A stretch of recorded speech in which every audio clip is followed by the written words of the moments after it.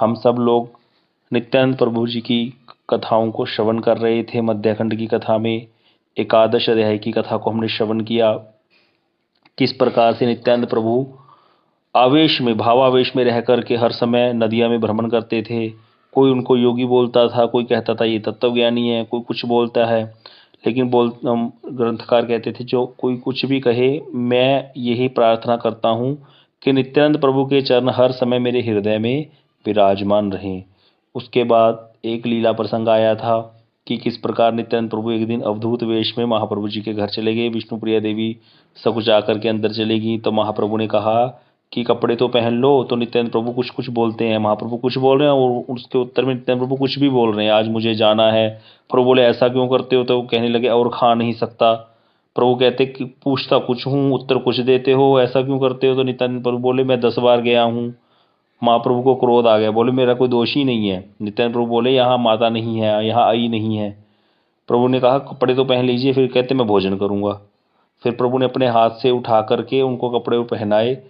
और लेकिन ये तो बाह्य ज्ञान रही थी, अभी भी इनको कोई ज्ञान हुआ ही नहीं कि मैं कहाँ पे हूँ, और हंसते रहे। और उनका ऐसा चरित्र देख करके शची मैया भी हंसने लगी थी। और वो विश्वरूप जैसे ही उनके साथ उनको विश्वरूप जी के दर्शन होते थे नित्यानंद प्रभु में। अब मैया जब देख रही थी इतने में नित्यानंद प्रभु को कुछ बाह्य ज्ञान हुआ, बाह्य अवस्था में आए, तब उन्होंने अपने वस्त्र पहन लिए।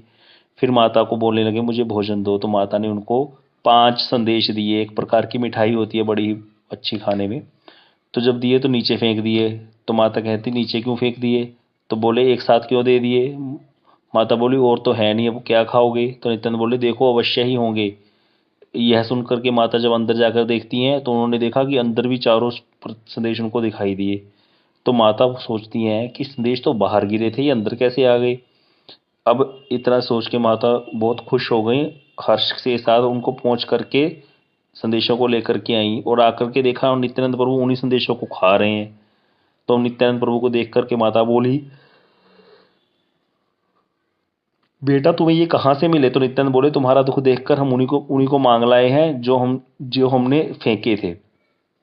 अब इसको देख करके शची मैया सोचती हैं कि नित्यानंद की महिमा को कौन है जो जानता नहीं होगा। तो माता बोलती नित्यानंद क्यों मुझे रहस्य के घेरे में रखते हो? मैं जान गई हूँ कि तुम ईश्वर हो और अपनी माया को हटा दो। मेरे सामने अपनी माया मत फैलाओ। अब ऐसा कर कहते ही नित्यानंद प्रभु हंसने लगे और हंसते हंसते क्या करने लगी, शची मैया के चरण स्पर्श करने के लिए भागने लगी। शची मैया दूर भागने लगी। इस प्रकार के चरित्र नित्यानंद प्रभु करते हैं। बड़े ही अगाध चरित्र हैं नित्यानंद प्रभु के, बड़े प्रभावशाली हैं। बोले यहाँ पर ग्रंथकार कहते हैं कि जो तो सुकृतिवान जन है उनके लिए तो ये चरित्र बड़े ही क्या है, मंगलदायक हैं। क्योंकि जिसकी सुकृति है उसकी ही कथा में रुचि होगी। नहीं तो गोस्वामी तुलसीदास जी लिखते हैं रामचरित जय सुनत अगाही, रस विशेष तिन जाना नहीं। भगवान की कथा को सुन करके जो अघा गया, जिसका चित्त अघा गया, उब गया, उसने उसका रस जाना ही नहीं। अर्थात क्योंकि सुकृतिवान नहीं है। अब उसको जिसकी सुकृति नहीं है तो उसको भी प्रेम होगा ही नहीं, उसको इन कथाओं में आनंद नहीं आएगा। इसीलिए दुष्कृति कार्यों के लिए जो नित्यानंद प्रभु के कार्य हैं वो बाधा है, उनके जीवन में बाधा हो जाएगी, क्योंकि वो पाप करेंगे और नित्यानंद प्रभु की निंदा करेंगे और मरेंगे। तो इसीलिए कह रहे हैं कि जो नित्यानंद प्रभु की निंदा करता है गंगा भी देख करके उसको भाग जाती है दूर, जबकि गंगा जी आई हैं सबका उद्धार करने। इसीलिए ग्रंथकार श्री वृंदावन दास ठाकुर जी कहते हैं कि नित्यानंद प्रभु जो हैं वो क्या है, महीधर हैं, शेष हैं, अनंत देव हैं। चैतन्य के नित्यानंद जैसे भी हों हर अवस्था में उनके चरण मेरे हृदय में रहें, ये वृंदावन दास ठाकुर जी प्रार्थना कर रहे हैं। अब इसके बाद अगला चैप्टर शुरू होता है 12वां अध्याय। इसमें भी नित्यानंद प्रभु जी की कथाओं का ही वर्णन है। बताया था वृंदावन दास ठाकुर जी चैतन्य कथा लिखते लिखते कब नित्यानंद प्रभु जी की कथाओं का वर्णन करने लग जाते हैं उनको पता ही नहीं चलता। अति प्रेम में लिख भर करके ये ग्रंथ लिखा हुआ है। इसीलिए ये ग्रंथ की बड़ी महिमा है, क्योंकि जो वस्तु जैसी होती है वो वही हमें प्रदान कर सकती है। अतिशय प्रेम में भर करके, भाव में भर करके ये ग्रंथ की रचना हुई।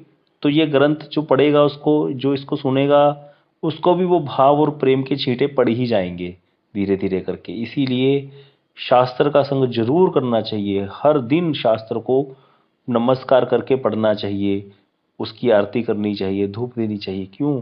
क्योंकि इसी में सब कुछ है।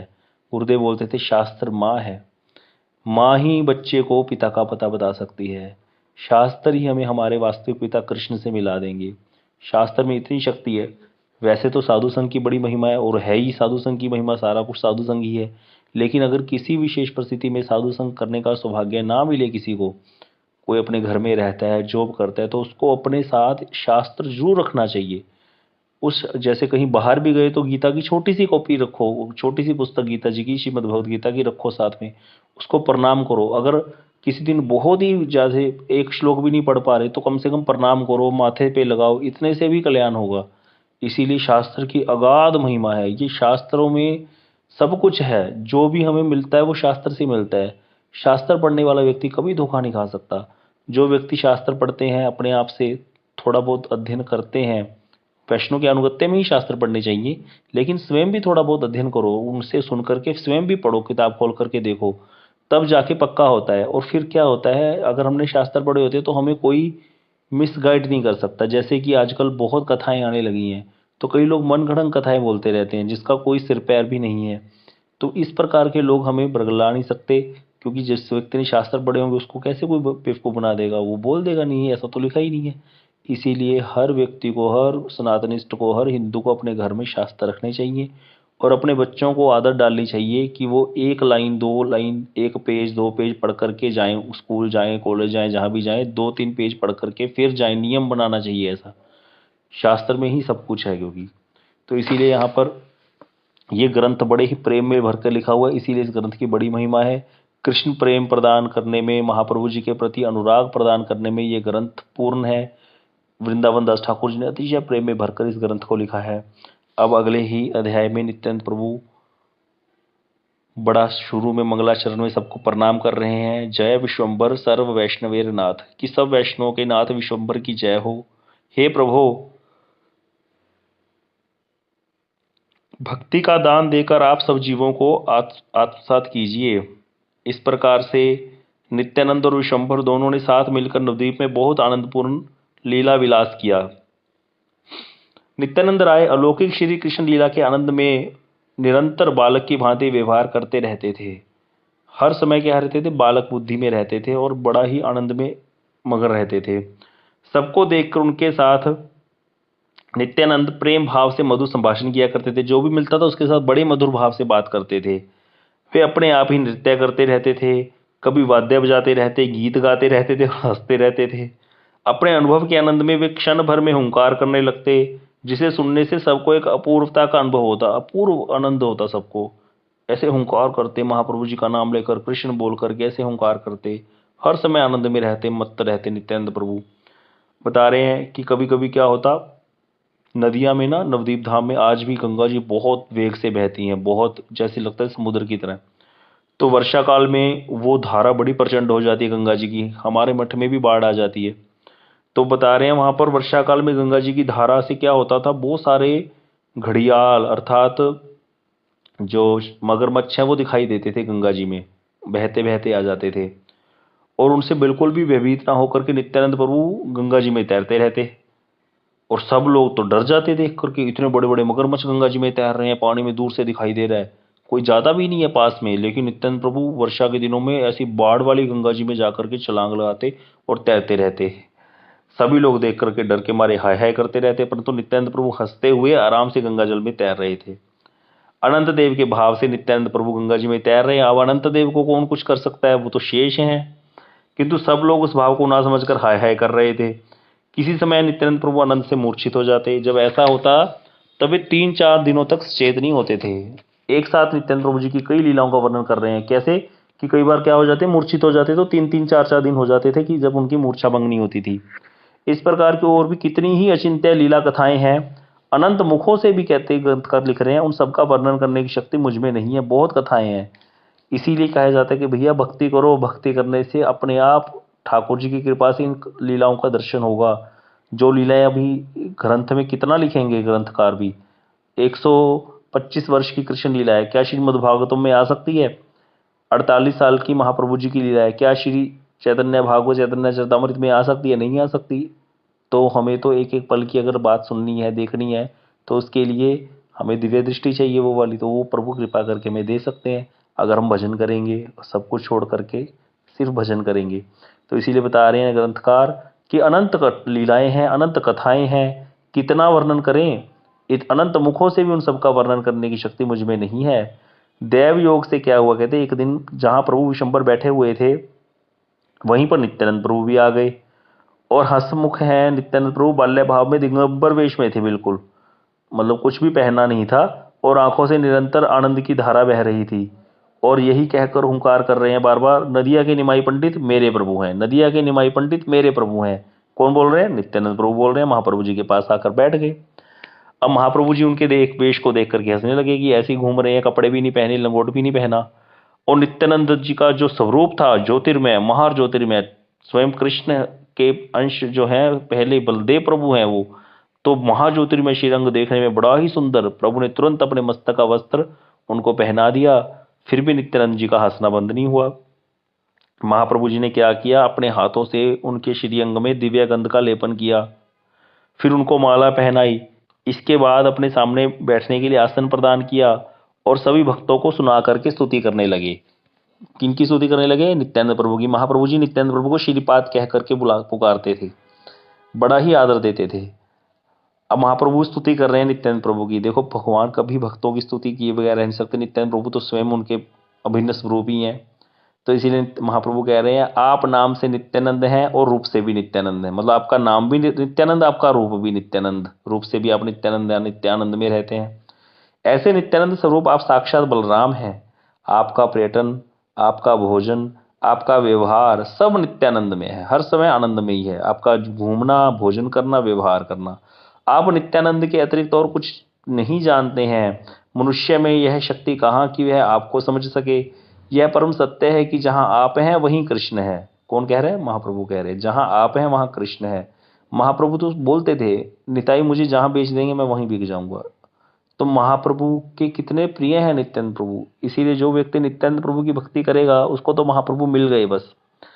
अब महामती नित्यानंद चैतन्य के प्रेम रस में निमग्न होकर महाप्रभु जी की इच्छा के अनुसार ही सब कुछ करते थे और बोलते थे। ये ग्रंथकार लिख रहे हैं कि इस प्रकार जब महाप्रभु ने स्तुति की तो बाद में लिख रहे हैं कि नित्यानंद प्रभु भी महाप्रभु जी के प्रेम में निमग्न थे और उनकी इच्छा के अनुरूप ही सब कुछ करते थे, बोलते थे। यहाँ पर बहुत गुड़ बात बताई गई है कि जो हमारे प्रेमास्पद होते हैं, जो हमारे गुरु वर्ग होते हैं, हमारे ठाकुर होते हैं, कभी भी कोई जो साधक है, भक्त है, उनकी इच्छा के विरुद्ध जाकर कोई कार्य नहीं करता। कभी ऐसा शरणागत, ये शरणागति का लक्षण नहीं है। अभी शुरू में वर्णन आया था कि नित्यानंद प्रभु जब घर से निकले थे, पहले जब अपने घर में रहते थे एक चक्रा ग्राम में, तो उनको एक सन्यासी ले गए थे। नित्यानंद प्रभु ने देश देश में भ्रमण किया, उसके बाद वो सन्यासी तो चले गए, बाद में नित्यानंद प्रभु ने सन्यास ले लिया, अकेले घूमते रहे। तब भी नित्यानंद प्रभु को क्या पता नहीं है कि नित्य कौन है चैतन्य महाप्रभु या कृष्ण कौन है। वो कृष्ण भक्ति का प्रचार करने आए, लेकिन एक भी व्यक्ति को बैठा करके उन्होंने भक्ति की शिक्षा नहीं दी। बोलते थे जब मेरे प्रभु मुझे आज्ञा देंगे तभी मैं ये कार्य करूंगा। कभी महाप्रभु जी की इच्छा के विरुद्ध जाकर के कोई कार्य किया ही नहीं, या उनकी आज्ञा के बिना। मतलब महाप्रभु जी की इच्छा के अनुरूप ही सब कुछ करते थे और बोलते थे, उनके बिना कुछ नहीं बोलते थे। यही शुद्ध भक्त के लक्षण हैं। यहाँ पर भगवान स्वयं आकर के लीला करके दिखाते हैं। कई लोग आजकल देखा भी जाता है, हम लोग भी ऐसे, मैं भी अपने आप को बात करूँ तो शायद इसी में आता हूँ कि क्या करेंगे, कुछ कार्य शुरू कर देंगे और बोलते हैं गुरुदेव ऐसा चाहते थे, गुरुदेव ऐसा चाहते। गुरुदेव क्या चाहते थे? हम अपनी इच्छा में गुरुदेव की इच्छा को मिलाते हैं, ऐसा नहीं होना चाहिए। गुरुदेव की इच्छा में अपनी इच्छा को मिलाना चाहिए। गुरुदेव जो चाहते हैं वही एक शरणागत व्यक्ति को उसकी इच्छा में मिलाना चाहिए। अगर मेरे अंदर उतनी स्वीकृति नहीं है कि मैं अभी उतना शरणागत नहीं हुआ हूँ अभी वैष्णव के, गुरुदेव के, तो मुझे प्रतीक्षा करनी चाहिए, स्वीकृतियाँ अर्जित करनी चाहिए, लेकिन अपनी तरफ से नया कुछ आरंभ नहीं करना चाहिए। अपनी मर्जी से प्रचार शुरू कर दिया, अपनी मर्जी से कुछ कुछ शुरू कर दिया, अपनी मर्जी से नहीं, ये गलत है। उससे कभी भी कल्याण नहीं होता। हम सब कुछ छोड़ करके अगर आए हैं, तो अगर हमारी उतनी स्वीकृति नहीं है कि हमारी वैसी श्रद्धा नहीं हो रही है, अभी शरणागति वैसी नहीं भी है, तो क्या प्रयास करना चाहिए? प्रभु जी हमेशा ये शिक्षा देते हैं कि अगर वैसी श्रद्धा भी नहीं हुई तो कोई बात नहीं, ये कोई ऐसे तो है नहीं कि बोलने से आ जाएगी। उसके लिए क्या करना होगा? मीठा डालना होगा। जितना मीठा डालोगे, गुड़ डालोगे, उतना मीठा हो जाएगा। गुड़ बढ़ा लो। गुड़ क्या है? साधन भजन बढ़ाओ, साधन भजन दृढ़ कर लो अपना। जितना साधन भजन दृढ़ होगा, गुरु वैष्णव उतने ही प्रसन्न होंगे। गुरु वैष्णव क्या चाहते हैं हमसे? गुरुदेव क्या चाहते हैं कि हम उनके जाकर के टांगे दबाते रहे, पैर दबाते रहे, या उनका नाम प्रचार करें, या क्या करें? नहीं, सबसे पहले चाहते हैं गुरुदेव कि हमारा अपना कल्याण हो, जो हम उनके पास आए हैं। तभी तो गुरु जी का नाम है, तभी तो गुरु जी, हम क्या गुरु जी का नाम फैलाएंगे? गुरु जी का नाम तो हमसे अपने आप ही फैल जाएगा जब हम भजन करने लग जाएंगे। तो इसलिए प्रभु जी हमेशा ये बात समझाते हैं कि अगर कोई व्यक्ति अभी भजन में आ गया, मठ में आ गया भजन करने, तो उसको सबसे पहला क्या रहेगा करना है, जो शिला प्रभुपाद जी नियम बना करके गए हैं उन नियमों का दृढ़ता से पालन करना है। बस इतना ही जीवन का मोटिव होना चाहिए, बस कि उन नियमों को कभी उल्लंघन ना करें। सुबह का कथा कीर्तन का, चैंटिंग क्लास का, सब नियम जो मिल गए उन सब नियमों को यथा योग्य पालन करते जाएं। धीरे धीरे धीरे धीरे इन नियमों को पालन करते सुकृति अर्जित होगी। उन सुकृतियों से फिर क्या होगा, बहुत सारी सुकृतियां जब इकट्ठी हो जाएंगी तब अपने आप हमारी शरणागति हो जाएगी। शरणागति करने की चीज़ नहीं है, वो हो जाती है फिर। क्यों? स्वीकृतियाँ ही इतनी होंगी तो अपने आप हो जाएगी। किसी व्यक्ति के बैंक में 1 लाख रुपए पड़े हैं तो वो उस उतने निकाल सकता है उस हिसाब से। किसी के अकाउंट में 1 करोड़ पड़े हैं, वो उस हिसाब से खर्चे कर सकता है। किसी के अकाउंट में है ही नहीं कुछ तो खर्चा कहाँ से करेगा? शरणागति के लिए स्वीकृति चाहिए, स्वीकृति है नहीं, शरणागत शरणागत करते रहो, ऐसे कैसे हो जाओगे शरणागत? तो इसीलिए करना क्या चाहिए, भक्ति के अंगों का पालन करो। जितने भक्ति के अंगों का पालन करेंगे सुकृतियाँ उतनी अर्जित हो जाएंगी। फिर अगले जन्म जब होगा या इसी जन्म में अगर सुकृतियाँ ऐसी हो गई तो अपने आप सब जो भक्ति के रिलेटेड चीज़ें हैं उसका करने का मन करेगा, श्रेष्ठ साधु संग मिलेगा, अपने आप हमारा जो मन है वो शुद्ध साधुओं में लगेगा, शुद्ध वैष्णव में लगेगा।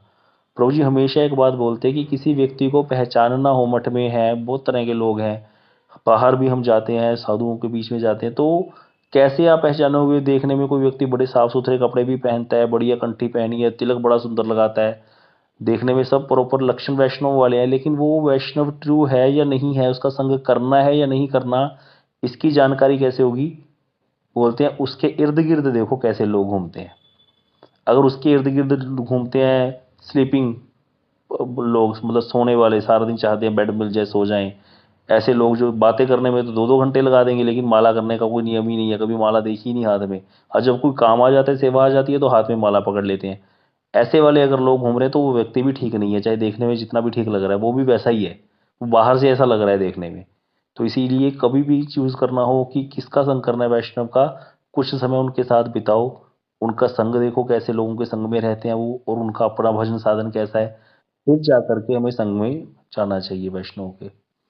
नहीं तो फिर क्या है, फिर बाद में क्या होता है, अपराध ही होता है, उससे हमारा भी अकल्याण और हम दूसरे की निंदा करके मरेंगे। इसीलिए इस चीज़ में कभी भी नहीं पड़ना चाहिए, पहले संग करने से पहले ही देखो। तो यहाँ पर नित्यानंद प्रभु जी के लीला का वर्णन कर रहे हैं महाप्रभु जी, कि महाप्रभु कह रहे हैं नित्यानंद प्रभु आप सब कुछ हैं, आप परम सत्य हैं, जहाँ आप हैं वही कृष्ण है। फिर प्रभु ने कहा कि मेरी बड़ी इच्छा है कि आपकी एक कॉपी जो है मुझे मिल जाए, कृपया आप उसे दे दीजिए। ऐसा कहकर प्रभु ने महाप्रभु जी ने एक कॉपीन ले ली नित्यानंद प्रभु की, और उसको टुकड़े टुकड़े करके अनेक अंशों में उसको विभाग कर दिया। फिर सभी वैष्णव को एक एक टुकड़ा दे दिया। उसके बाद प्रभु बोले, यह वस्त्र खंड जो टुकड़ा कॉपीन का सभी अपने सिर पर बांध लो। दूसरे के बारे में तो क्या कहूँ, योगेश्वर भी इसकी कामना करते हैं, बड़े बड़े योगियों के जो ईश्वर हैं वो भी इसकी कामना करते हैं इस कपड़े की, ऐसा महाप्रभु जी ने बोला। क्यों? क्योंकि वो कोई साधारण कॉपी नहीं है, वो दुर्लभ है कॉपी, जिससे क्या होगा, जड़ भोगों से निवृत्त हो जाएगा कोई भी व्यक्ति उसको धारण करेगा और कृष्ण प्रेम में उन्मत्त हो जाएगा। इसीलिए जो श्रेष्ठ वैष्णव होते हैं उनकी अंग वस्त्र लिए जाते हैं, उनकी पहनी हुई, कोई कुर्ता मिल जाए, बनियान, कुछ भी मिल जाए, उनका पहना हुआ अगर कोई व्यक्ति पहनते हैं, हम लोग अगर हम साधक हैं, भजन करने वाले हैं, श्रेष्ठ व्यक्तियों का पहना हुआ उचिष्ट पहनते हैं वस्त्र, तो उससे कल्याण होता है, उससे भक्ति में मन लगता है, अपने आप लगने लगेगा। इन चीज़ों में बड़ी शक्ति है। ये श्लोक उद्धव जी महाराज ने बोला था, त्वया उपभुक्त सर्ग गंध वासो अलंकार चर्चिता उचिष्ट भोजिनो दासा त्वम मायाम जेमी, भगवान के लिए बोला था कि आपके द्वारा यूज किए हुए, आपके द्वारा उपभुक्त, आपके द्वारा भोग किए हुए सर्ग गंध, कपड़े, गंध, वस्त्र, अलंकार, जो जितने भी चीजें हैं उनको ग्रहण करेंगे हम, वही खाएंगे जो आप खाओगे, बचा हुआ आपका उचिष्ट, आप जो पहनोगे, आपके द्वारा छोड़े हुए वस्त्र पहनेंगे, आपके द्वारा खाया हुआ पान को ग्रहण करेंगे। इस प्रकार हम क्या करेंगे, माया जो दुस्तर माया है आपकी उसको हम पार कर जाएंगे। जैसे भगवान की प्रसादी में शक्ति है, इसी प्रकार वैष्णव की, श्रेष्ठ वैष्णव की प्रसादी में भी बड़ी शक्ति है। वैष्णवेर उचिष्ट ताहे मोर मनोनिष्ठ, वैष्णवेर नामेते उल्लास, कि वैष्णव का उचिष्ट, वैष्णव का नाम लेना, वैष्णव का उचिष्ट ग्रहण करना, वैष्णव की पद धूलि, वैष्णव का चरण जल, इसमें इतनी शक्ति है, ये कृष्ण प्रेम प्रदान कर सकता है। इसीलिए यहाँ पर महाप्रभु कह रहे हैं कि जो नित्यानंद प्रभु हैं, इनके कॉपी, इनके अंश वंश वस्त्र को जो है सर पे धारण करने से जड़ भोगों से निवृत्त हो जाएगा कोई भी व्यक्ति। तो इसीलिए महाप्रभु ने कहा कि बड़े बड़े योगेश्वर भी इसकी कामना करते हैं। अब बता रहे हैं नित्यानंद प्रभु की कृपा से ही कृष्ण विष्णु भक्ति प्राप्त की जा सकती है। यह जान लेना चाहिए कि नित्यानंद कृष्ण की पूर्ण शक्ति है, और नित्यानंद प्रभु क्या है, पूर्ण शक्ति है महाप्रभु की, कृष्ण भगवान कृष्ण की पूर्ण शक्ति। नित्यानंद को छोड़कर कृष्ण का दूसरा कोई नहीं है। नित्यानंद जी को छोड़ करके नित्यानंद कृष्ण के साथी हैं, सखा हैं, शयन है, भूषण है, बंधु हैं, भाई हैं, सब कुछ हैं। नित्यानंद प्रभु क्या है, साथी भी हैं, सखा भी हैं। शयन क्यों बोला, भगवान विष्णु जिस पे शैया पे शयन करते हैं वो क्या है, शेष शैया, वो कौन है, नित्यानंद प्रभु ही है। आभूषण कौन है भगवान के, वो भी नित्यानंद प्रभु।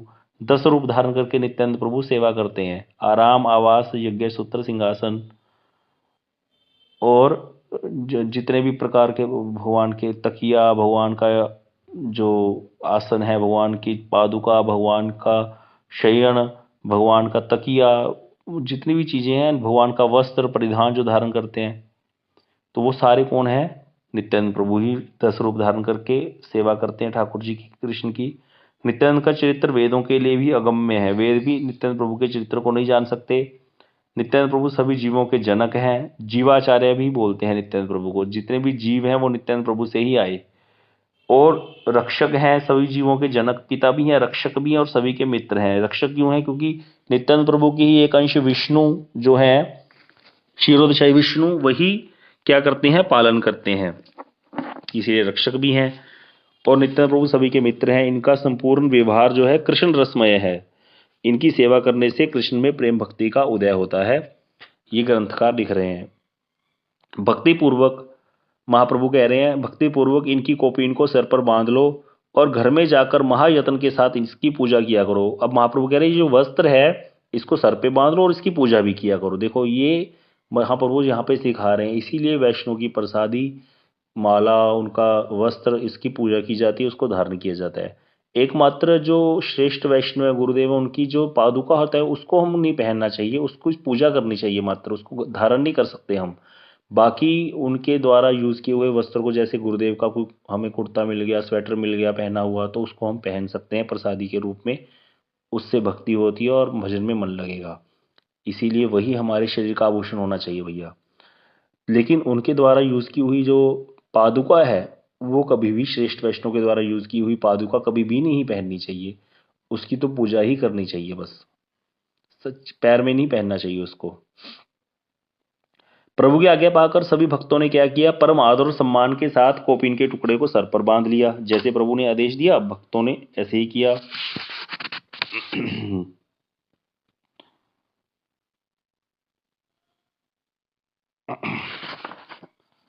अब यहाँ पर कुछ नियम बता रहे हैं कि जैसे यहाँ प्रभुपाद जी की टीका है, वैसे तो हम टीका ज़्यादा से वर्णन नहीं कर रहे, लेकिन यहाँ पे थोड़े चीज़ें बता रहे हैं नियम, कि क्या होता है कि जो भगवान और भक्त होते हैं, उनके जो नाभि के नीचे के अंग प्रत्यंग के साथ जो वस्तुएं हैं, उनको अपने निम्न अंगों से संलग्न वस्तुओं के समान समझना भक्ति शास्त्र के पूर्णतः विपरीत है। कि जैसे भगवान और उनके भक्त हैं उनका जो नाभि है, नाभि से नीचे के उनके वस्त्र जो हैं, और हमारे जो नाभि के नीचे के वस्त्र हैं, उनको बराबर समझ लेना, वो विपरीत है। भक्ति शास्त्र में अलग है बात। उनके पूजनीय है वस्त्र, वो हमारे नहीं है।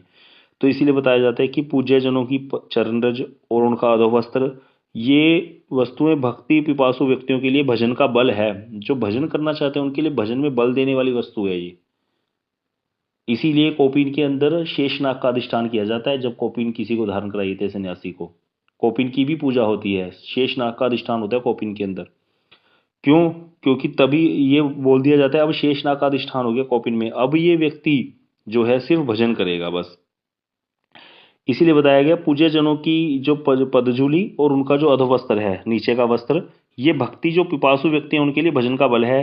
इनसे समानता करना, अपने ही शरीर की कॉपी को उसके उनसे श्रेष्ठ वैष्णव के समान समझना अथवा घृणा करना उनकी कॉपी से, वो भक्ति पथ में श्रद्धा से व्याघात हो गया, श्रद्धा नष्ट हो जाएगी, धीरे धीरे अपने आप भजन में मन नहीं लगेगा।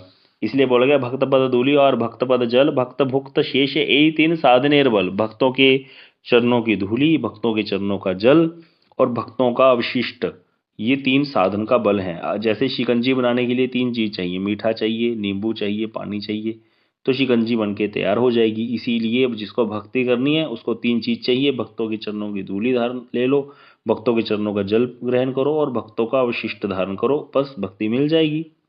लेकिन हाँ, इसमें बड़ी सावधानी है भैया।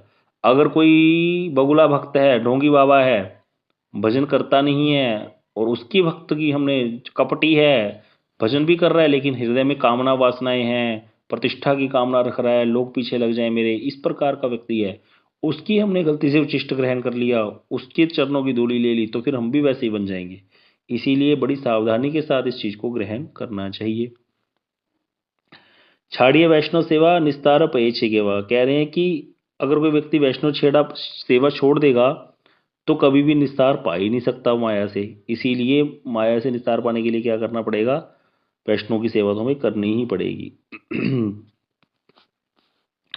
अब प्रभु बोले सभी भक्तजन सुनो, तुम सब नित्यानंद का पादोदक ग्रहण कर लो, नित्यानंद प्रभु के चरणों का जल ग्रहण कर लो।